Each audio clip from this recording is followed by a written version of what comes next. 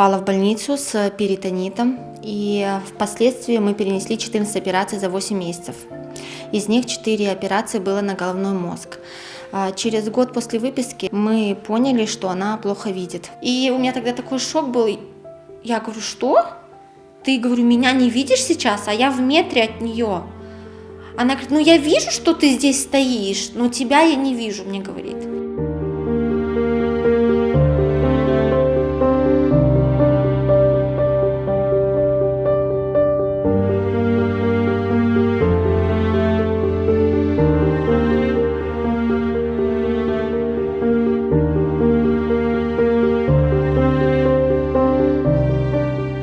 Сейчас она месяц должна будет ходить в гипсе, и к середине января, иншаллах, мы намерены ее активно вертикализировать.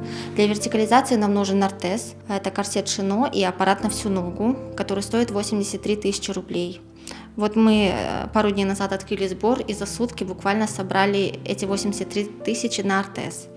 К ортезу нам нужен вертикализатор. Вертикализаторы очень дорогие. Конкретно модель, которая нужна нам, стоит от 290 тысяч.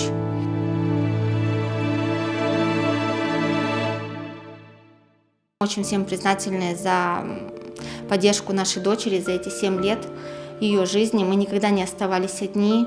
По воле Аллаха люди искренние, сердечные и верят в то, что Софийка, иншаллах, встанет, верят наравне со мной, потому что чувствительность у нее ног 70%, то есть над чем работать. Вот поэтому я всех очень прошу, неравнодушных, помочь нам в очередном сборе для нашей девочки.